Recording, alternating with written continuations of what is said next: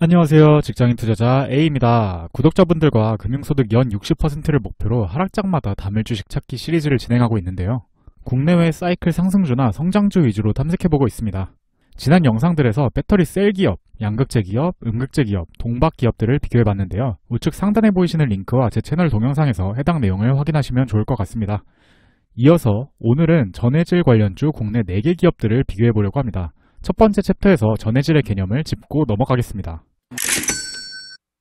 전해질이란 무엇일까요? 아마 링크의 영상을 보신 분들이라면 이미 알고 계실 텐데요. 못 보신 분들을 위해 간단히 설명하면 배터리 충방전 시에 리튬이온이 이동하는 매개체라고 생각하시면 됩니다. 그림에서 초록색 큰 동그라미 형태가 리튬이온인데 배터리를 충전하면 양극에 있던 리튬이온들이 전해질을 통해 음극으로 이동하고 배터리가 방전될 시엔, 즉 사용할 시엔 음극에서 다시 전해질을 통해 양극으로 이동합니다. 현재는 이 부분을 일컬어 전해액이라고 하는데요. 좀 더 엄밀히 말하면 전해염과 첨가제에 용매를 섞어 액체 형태로 만든 것이 전해액입니다.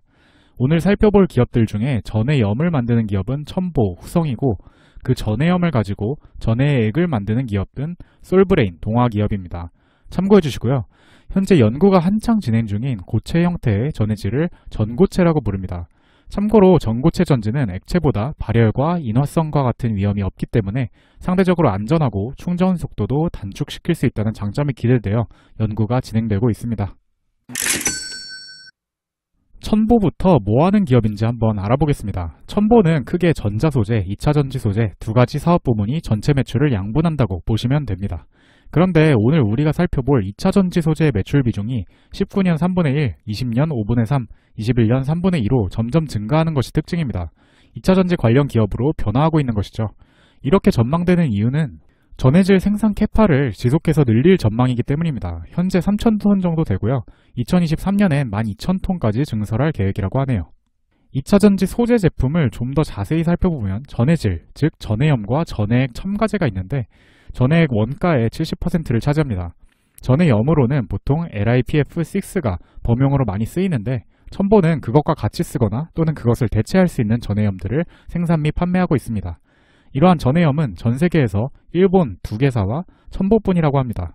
이 전해염은 범용 LiPF6보다 성능이 좋은 전해염인데 가격이 5배가량 비싸기 때문에 범용 전해염의 1에서 5% 정도 첨가해서 성능을 더 좋게 만드는 정도로 사용하고 있다고 이해하시면 됩니다. 주로 고출력이 요구되는 전기차 배터리에 쓰이게 되는데요. 5배나 비싸지만 에너지 밀도가 13% 향상되고 안정성도 올라가기 때문에 폭스바겐, GM, BMW 등이 사용하고 있다고 하네요. 그만큼 기술적으로 뛰어난 제품으로 보입니다. 다음으로 후성입니다. 아까 첨보는 범용이 아닌 더 고기능의 고가 전해염을 생산한다고 했었죠. 후성은 반대로 그 범용 전해염인 LiPF6를 주력으로 생산하는 업체로 이해하시면 됩니다. 물론 LiPO2F2도 생산하긴 하지만요. 원래 냉매와 불소 화합물을 생산하는 기업인데 불소 화합물에는 반도체용 특수가스와 전해염이 들어간다고 보시면 됩니다. 참고로 반도체용 특수가스가 영업이익에서 차지하는 비중이 60%라고 하네요. 아무튼 둘을 합친 매출 비중이 올해 71%에서 2023년 85%까지 점점 더 상승할 것으로 전망되고 있죠. 국내 생산 캐파가 1,800톤, 중국에 3,800톤가량 보유하고 있고요. 중국 후성과기 법인은 중국의 최상위 전해액 업체와 조인트 벤처이기 때문에 중국 메이저 배터리 업체들을 고객으로 확보하였습니다. 즉 중국 전기차 시장의 성장에 따라 이 기업의 실적이 좌우될 가능성이 높다고 해석할 수 있겠습니다. 참고로 아래 그래프를 보시면 중국은 향후 5년간 연평균 30% 정도로 꾸준히 전기차 시장이 성장할 것으로 기대된다고 하네요. 참고로 영업이익의 60%를 차지했던 사업 부문인 반도체 특수가스의 생산 설비도 중국에 증설한다고 합니다. 바꿔 말하면 이 기업은 중국의 전기차 시장과 반도체 시장의 성장에 영향을 받는 기업인 것이죠. 앞서 전해염, 첨가제 기업들을 말씀드렸으니 이제는 전해염과 첨가제, 용매 등을 섞어서 전해액을 만드는 기업들에 대해 말씀드릴게요. 먼저 솔브레인입니다. 사실 솔브레인은 바로 지난 영상에서 21년 삼성전자와 함께 성장할 기업으로 소개드린 바 있습니다. 반도체 식각 공정에 들어가는 식각액이 주요 제품이고요. 좌측 하단 그래프의 막대 그래프에서 가장 아래 연한 회색에 해당합니다. 궁금하신 분들은 지금 링크의 영상 참고해 주시고요. 아무튼 향후 최소 1에서 2년간 수요가 늘어날 산업을 타겟팅하고 있다는 점에서 매력적으로 느껴집니다. 우측 표에서 연도별 2차전지 관련 매출액 비중을 계산해 봤는데요. 해가 지나도 여전히 8에서 9%대를 유지하고 있는 모습입니다. 무엇을 의미하느냐? 해당 기업의 주가는 2차전지 관련 사업의 영향도 받지만 주력 사업인 반도체 시가객 사업의 영향을 더 많이 받을 것이라는 의미겠죠. 그렇다고 전해액 사업을 놓고 있는 것은 절대 아닙니다. 현재 국내 전해액 생산의 30% 정도를 차지하고 있고요. 삼성과 SK 공장이 위치한 헝가리에 공장을 신설해서 전해액을 공급할 예정입니다. 기존에도 말레이시아, 미국, 한국 공주에 공장을 보유하고 있었습니다. 참고로 공주 공장은 캐파가 4,000톤 정도라고 하네요. 전해액 외에 리드탭이라는 것도 제조를 하는데요. 파우치에 양극, 음극을 연결하는 재료로 알루미늄, 니켈, 구리 등의 금속을 사용한다고 합니다. 전해액의 누액 가능성을 차단하는 제품인데 그냥 이런 것이 있다 정도로 알아두시면 될 것 같습니다. 다음으로 동화기업은 목재 관련 사업이 주인 기업입니다. 아래 사진처럼 목재 보드, 목재 바닥재, 천장재, 도어 등을 만드는 것이 주력 사업이고 베트남 현지 기업과 합작해서 동화 VRG라는 역시 목재 관련 기업을 통해 사업을 진행하고 있습니다. 전해액 사업은 동화 일렉트로라이트라는 자회사를 통해서 하고 있는데 이거 원래 전해액 사업을 하고 있던 파낙스 히텍을 인수해서 사명을 변경한 것입니다. 해당 업체가 국내 전해액 생산의 3분의 1을 차지하고 있었고 이 기업의 인수를 통해서 동화는 국내 1위 전해액 생산업체가 바로 되었습니다. 전체 매출에서 차지하는 비중은 3%, 7%, 9%로 점점 늘어나고 있네요. 차세대 사업 중 하나로 키우는 모습입니다. 최근 헝가리에 공장을 신설하겠다는 계획을 밝혔습니다. 이 공장은 2만 톤 규모일 것이라고 하고 총 캐파는 5만 3천 톤이 될 것이라고 하네요. 내년 5월 시생산을 한다고 합니다. 헝가리에 짓는 이유는 역시 삼성과 SK 배터리 공장에 근접한 곳에 짓기 위해서였겠죠. 참고로 기존 최대 납품처는 삼성 SDI로 전체 매출의 90% 이상을 차지한다고 합니다. 참고해 주시고요. 솔브레인과 동화가 시장 점유율의 약 3분의 1씩 차지하고 있었다면 나머지는 어떤 기업일까요? 참고로 알아두시면 좋을 것 같아서 가져와 봤습니다. 바로 엔캠이라는 기업인데 현재 IPO를 준비하고 있다고 하네요. 즉 현재 유가증권 거래시장에서 거래할 수는 없습니다. 다만 첨보가 경영진의 횡령, 배임 의혹을 제기한 상태로 사태가 어떻게 흘러갈지는 지켜봐야 할 것 같습니다. 나중에 상장이 가능해지면 그때 다시 컨텐츠에서 다뤄볼게요. 자, 그럼 다음 챕터에서는 재무 실적을 보면서 재무적인 측면에서 매력도를 한번 살펴보도록 하시죠. 첨보부터 보겠습니다. 위에 표에서 연간으로 보시면 첨보는 매출과 당기순이익이 꾸준히 증가하는 성장하는 기업입니다. 다만 당기순이익률이 조금 떨어지는 모습입니다. 주목할 만한 것은 PER, PBR인데 예년 대비 2.5배 정도 오른 모습이죠.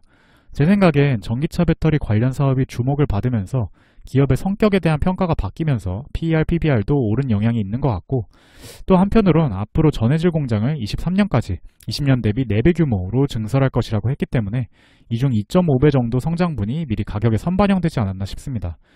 그래서 사실 쉽게 저평가냐 고평가냐 말하기 어려운 것도 사실인 것 같은데요. 중요한 건 기대 수익률이겠죠. PER, PBR이 높을 때 매수할수록 기대 수익률은 낮아지는 겁니다. 바꿔 말하면 이 시리즈 이름처럼 주가가 하락할 때 주어서 수익률을 극대화하는 전략이 제일 이상적이겠죠. 증설이 된다는 것은 장기적 성장이 담보되어 있다는 것을 의미하니까요. 한편 부채 비율은 매우 낮아서 이상적이라고 할 수 있겠네요. 아래표에서 분기별 수치도 비슷한 코멘트입니다.